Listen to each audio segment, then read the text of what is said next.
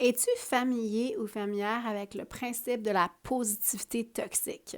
Et pourquoi ça affecte autant les gens qui vivent avec le déficit d'attention? Donc, je m'appelle Amélie Léveillé, je suis coach CDH et aujourd'hui, j'ai envie d'explorer avec toi un concept que j'ai découvert relativement récemment, mais qui en fait partie de notre vie depuis vraiment longtemps, c'est la positivité toxique. Donc, la positivité toxique, c'est le fait d'utiliser de la positivité de façon toxique, donc de façon à faire en sorte que la personne qui va utiliser cette type de phrase-là va amener l'autre qui partage son défi à se sentir inadéquat, se sentir inapproprié, se sentir dans le tort, se sentir, en fait, qu'il a tort. Et dans la réalité du TDAH, une chose qu'on n'aime vraiment pas vivre, c'est le sentiment de rejet, de notre dysphorie du rejet, mais également la honte et la culpabilité. Et les phrases de type positivité toxique, ce sont des phrases qui servent à invalider l'expérience de la personne qui communique. Donc, quand on a un déficit d'attention, ça se peut que tu dises, par exemple, que c'est vraiment difficile pour toi d'être à l'heure à un rendez-vous, que c'est la 5e fois que tu te trompes ou que tu oublies un rendez-vous. True story, par le passé, j'ai tellement oublié de rendez-vous dans ma vie où je me suis pointée à des rendez-vous et je n'avais pas rendez-vous. J'avais rendez-vous la semaine suivante ou à un autre moment dans la semaine. Et pour moi, ce genre de choses-là, ça génère énormément de honte. Et quand je partage ça à des gens qui ne vivent pas avec un déficit d'attention, qui ne vivent pas avec ce genre de problématique-là, ben je me fais juste dire, ben c'est pas compliqué, t'as juste à te prendre un agenda. Si tu savais le nombre d'agendas que j'ai achetés dans ma vie en pensant que le problème, c'était juste que j'étais pas capable d'utiliser puis que j'allais bien finir par trouver le bon agenda. Petit sidetrack ici, j'ai un agenda depuis 3 ans. Non, je ne suis pas le même agenda depuis 3 ans, mais ça fait 3 ans que j'utilise un agenda. Depuis que je comprends comment mon cerveau fonctionne, depuis que je comprends que stocker l'information dans mon cerveau, c'est probablement la pire des stratégies que je peux utiliser, j'ai appris à me réguler et à utiliser un agenda, ce qui fait qu'aujourd'hui, je suis à peu près jamais en retard et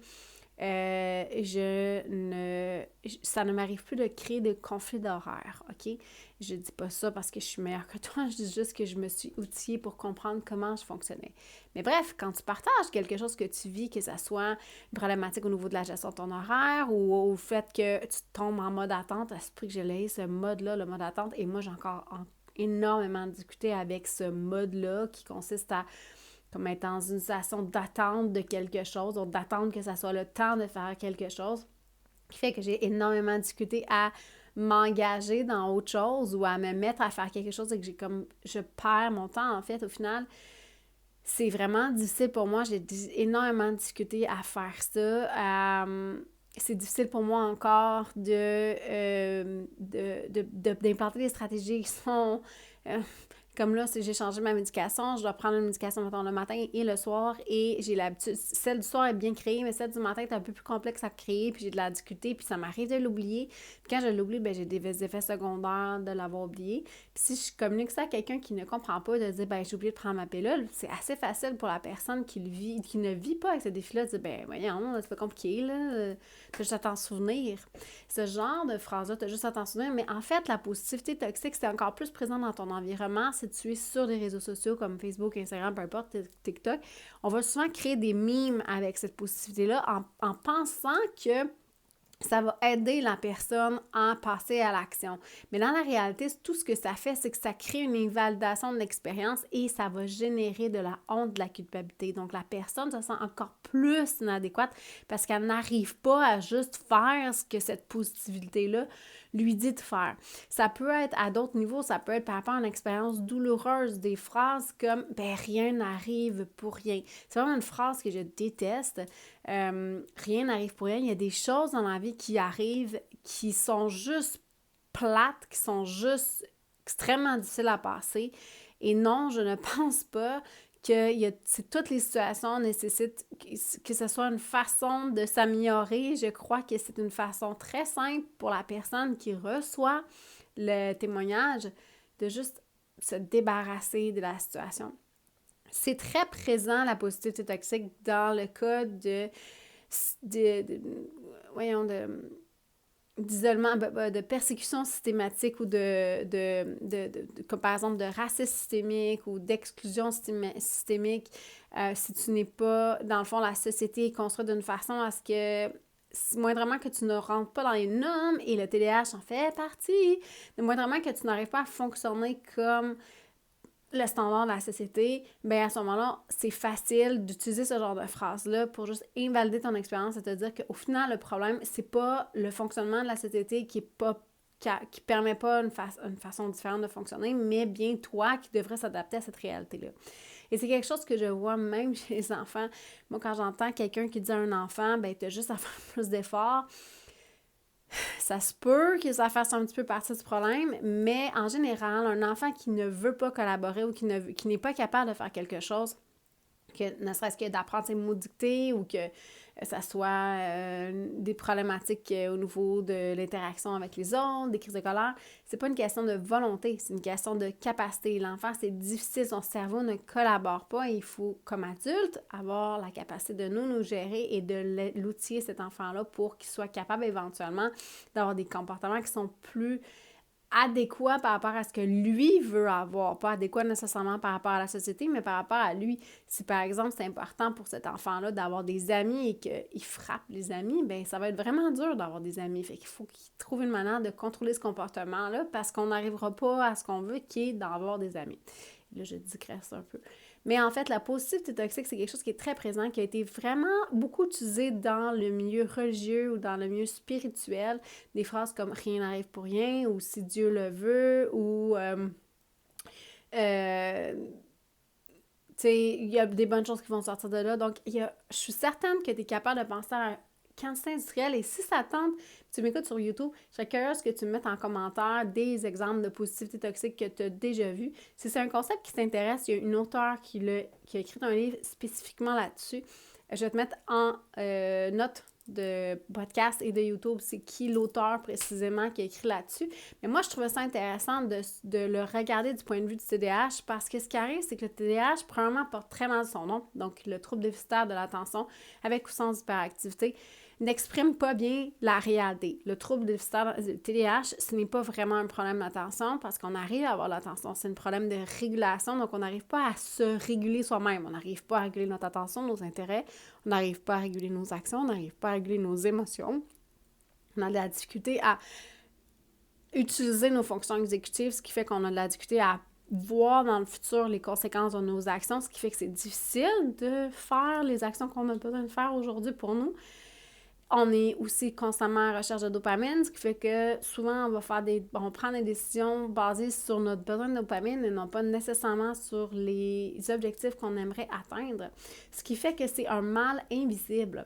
Et dans la culture populaire, littérature populaire, si on veut, ce qui est présenté comme TDAH, c'est généralement une version très caricaturale de la situation qui consiste en fait à un enfant qui a juste des problèmes de comportement et que si il était un peu mieux cadré, le problème serait réglé. Ce n'est pas ça, le TDAH. Le TDAH, c'est vraiment un trouble, une programmation neurologique du cerveau qui est neurodivergente, donc qui est différente de la norme, et un TDAH qui n'est pas pris en charge, qui n'est pas outillé, qu'on n'aide pas en fait à comprendre comment il fonctionne puis à l'aider à développer les outils et les stratégies dont il a besoin, est associé à une augmentation importante de l'anxiété, la dépression, des problématiques au niveau de la confiance en soi, un discours interne qui est vraiment difficile, un mindset qui est très négatif, très pessimiste. Et ça a des conséquences à l'adolescence, à la vie adulte qui sont pas faciles à gérer, pas faciles à vivre pour un adulte. Ça prend énormément de travail, de conscience de soi pour arriver à changer ça, en fait. Donc, ce que ça finit par faire, c'est que la personne se sent en permanence inadéquate, mais quand tu rajoutes le fait que dans la culture populaire, que ce soit sur tes réseaux sociaux, n'importe où, même dans tes communications avec les gens autour de toi, on dit ça vraiment souvent. Et l'explication derrière ça, c'est en fait une autre auteure, si jamais ça t'intéresse. Je sais pas si on dit auteur ou autrice. En tout cas, une autre personne, une autre femme qui a écrit un livre qui s'appelle Cultish et c'est écrit par Amanda Montell, je vais mettre le nom aussi en lien. C'est une auteure qui a écrit sur un concept sur les techniques de manipulation coercitive, mais en fait, elle a mis le doigt sur un concept qui s'appelle le Thought Terminating Cliché, qui est en fait, en français, on dirait un cliché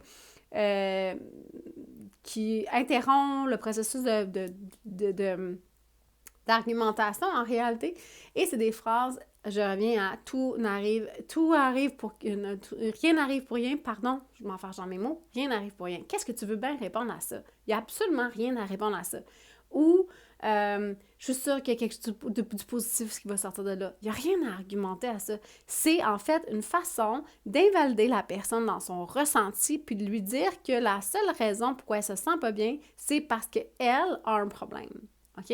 Donc, ça fait en sorte que la personne qui va exprimer un défi, qui va dire « c'est difficile pour moi de faire ça » ou « ah, j'ai de la misère à gérer ça » ou « ah, mon Dieu Seigneur, j'y arrive pas à faire ça », ben c'est une façon d'invalider la personne en lui répondant quelque chose qui n'amène en rien une réflexion, n'amène en rien une introspection, n'amène en rien, en fait, une ouverture à la discussion pour permettre à la personne qui vit avec un défi soit d'exprimer son ressenti, parce que ça se peut que ce soit juste ça qu'elle a besoin, d'exprimer son ressenti, ou peut-être de se mettre en mode collaboration pour essayer de trouver une réponse ou une stratégie au défi qu'elle vit. Le problème avec le Thought Terminating Cliché, c'est qu'en fait, c'est une façon assez simple de se débarrasser du problème. Et ça crée encore plus d'isolement chez les gens qui vivent avec un TDAH. Donc, c'est tellement fréquent que je vois des clients, des gens avec qui je travaille, des gens qui me contactent, qui me disent qu'ils ont affaire avec d'autres intervenants ou même avec les gens de leur entourage qui disent des choses comme « le TDAH, ça n'existe pas » ou des choses comme « moi, je crois pas à ça ». Tu sais, qu'est-ce que tu veux répondre à « moi, je crois pas à ça ». Il n'y a absolument rien à répondre parce que c'est une question de croyance. Mais bon, la science dit que ça existe, mais quelqu'un qui fait le choix de ne pas croire à ça, qu'est-ce que tu veux lui répondre? Ou si dans ton entourage, que tu entends, c'est « t'as juste à faire plus d'efforts ». Si c'était si simple comme ça, ben on n'en parlerait pas, ça n'existerait pas le TDAH parce que ça serait seulement une question de motivation. T'as juste à être plus motivé. Mais non, c'est pas que je suis pas motivée, je suis super motivée. Je suis pas capable de le faire. Pourquoi?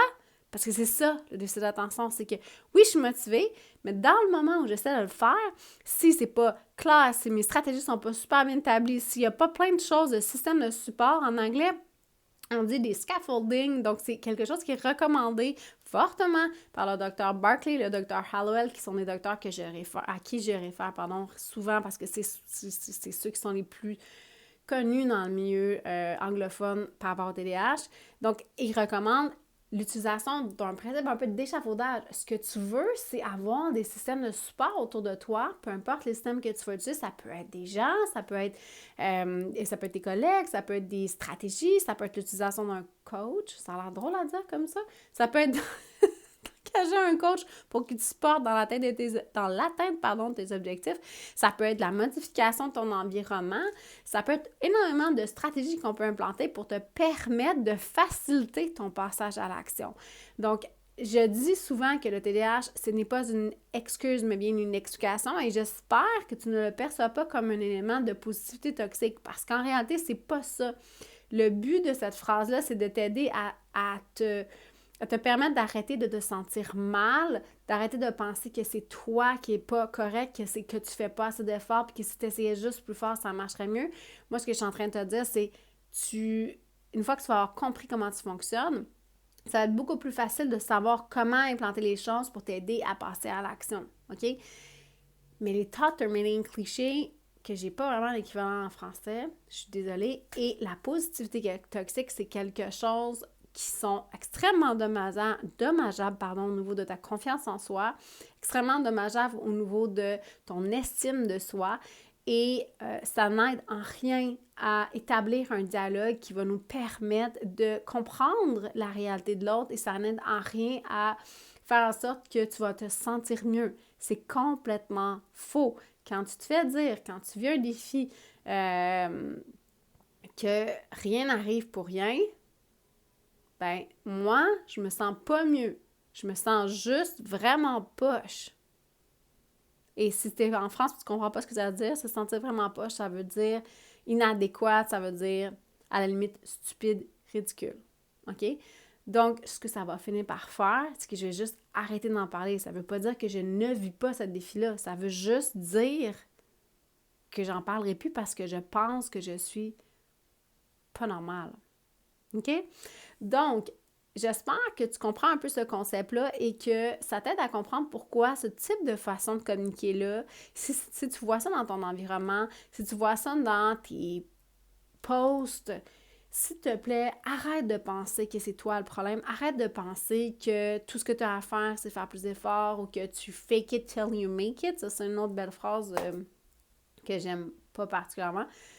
Mais ça veut pas dire qu'il n'y a pas un peu de bon là-dedans. C'est juste que dépendant pourquoi c'est appliqué, dépendant comment c'est appliqué, ben ça va juste faire en sorte que ça va t'amener à penser que tu es pas correct et que tu ne réussiras jamais à atteindre les objectifs que tu veux. Moi, je suis là pour te dire que c'est faux. Ce sont des techniques de manipulation au niveau du langage qui sont très dommageables, qui vont amener une personne qui vit avec un déficit d'attention à se sentir encore plus inadéquat et qui va absolument pas établir un état de collaboration pour aider cette personne-là à progresser.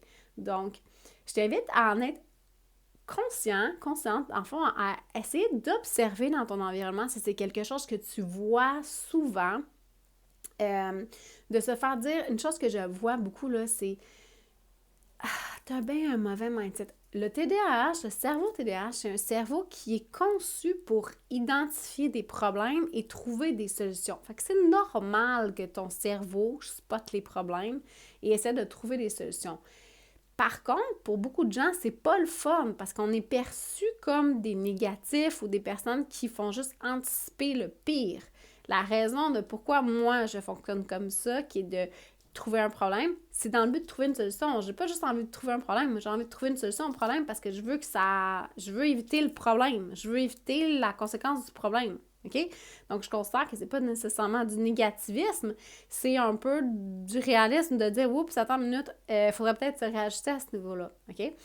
Et ce que je vois souvent, c'est que cette capacité-là qu'on a, au lieu d'être utilisée à bon escient et de se dire « Wow, ça va nous permettre justement d'éviter un problème », mais la personne qui fait ça va avoir tendance à se faire un peu humilier en se faisant dire toi, tu cherches des poux, toi, t'es toujours négatif, ça t'aiderait d'être un peu plus positif. Ça, c'en est aussi de la positivité toxique parce que la personne, ce qu'elle fait, elle est pas mal intentionnée, elle est pas là pour penser que c'est pas bon ce qu'on est en train de voir, elle est en train d'essayer, au contraire, d'être en mode solution, d'identifier des problèmes et de trouver des solutions. C'est quelque chose que je vois souvent chez les TDAH. C'est un peu une capacité, je pense, qui nous est propre, cette capacité-là à réfléchir en dehors de la boîte et parfois à détecter des problèmes que les autres ne détecteront pas et d'arriver à trouver des solutions justement pour ça. Puis c'est une super de belle force, mais souvent très, très mal interprétée. Ce qui fait que, on se retrouve avec des gens qui sont pas toujours contents qu'on leur dise que ça marchera pas super bien ton affaire. Donc, petit cue comme ça, si tu lis quelque chose, entends quelque chose, est-ce que ça te fait sentir, c'est inadéquat, c'est honteux, c'est coupable, je t'invite à considérer que c'est probablement de la positivité toxique et que ça ne t'aide en aucun temps que quelqu'un te dise ça. OK? La personne n'est probablement pas mal intentionnée, ça fait tellement partie de notre culture populaire qu'en fait, on ne se rend pas compte qu'on fait ça, mais ça fait partie, malheureusement, des choses qui font en sorte qu'en tant que TDAH, on se sent mal, on se sent inadapté, on se sent inadéquat et on finit par s'isoler. OK? Donc, moi, je t'invite à en être consciente de regarder dans ton environnement. Est-ce que tu vois des gens qui font ce genre de trucs-là? Est-ce que tu vois des choses sur Internet? Et arrête de ramener ça à toi, ça ne t'appartient pas, c'est pas quelque chose de positif, ça ne t'aidera pas à passer à l'action. Des fois, avoir une forme de positivité comme ça, à un moment où tu n'es pas en train de vivre quelque chose de difficile, c'est pas une mauvaise chose. Mais quand tu es en train de vivre quelque chose de difficile, quand tu t'es trompé, quand tu as eu un échec, quand tu as eu de la difficulté, quand tu étais en retard, quand tu as eu des pénalités, quand tu as des conséquences du fait que c'est pas facile pour toi, c'est pas le moment de venir te dire que tout ce que tu avais à faire, c'est d'acheter un agenda ou de faire un peu plus d'efforts. Moi, je suis là pour te dire que si c'était pas ça le problème, on va essayer de trouver comment tu fonctionnes. Si c'est quelque chose qui t'intéresse, ça va me faire plaisir. Donc, je t'invite à communiquer avec moi. Si ça te tente, tu peux m'expliquer, tu peux me laisser en commentaire les phrases de positivité toxique qui te rendent le plus de... moi, j'en ai quelques-unes en tête. Et tu peux me laisser sur YouTube, tu peux me laisser aussi sur Spotify, ça va me faire plaisir de les lire. Si tu aimes cet épisode, je t'invite à le partager, je t'invite à laisser un petit 5 étoiles ou un thumbs up. Ça m'aide énormément à faire découvrir le podcast ou la chaîne pour les gens qui vivent avec toi, qui vivent pas avec toi, qui vivent comme toi avec un déficit d'attention et qui sentent que c'est eux le problème. Moi, je suis là pour te dire que c'est pas toi le problème. C'est juste qu'on t'a pas appris comment tu fonctionnes et que quand tu vas savoir comment tu fonctionnes, quand tu vas savoir de quoi tu as besoin pour fonctionner et comment fonctionnent tes stratégies, ça va être beaucoup plus facile d'atteindre tes objectifs. Mais la positivité toxique ne fait pas partie des outils qu'on devrait développer. Sur ce, je vous souhaite une belle semaine. On se revoit la semaine prochaine.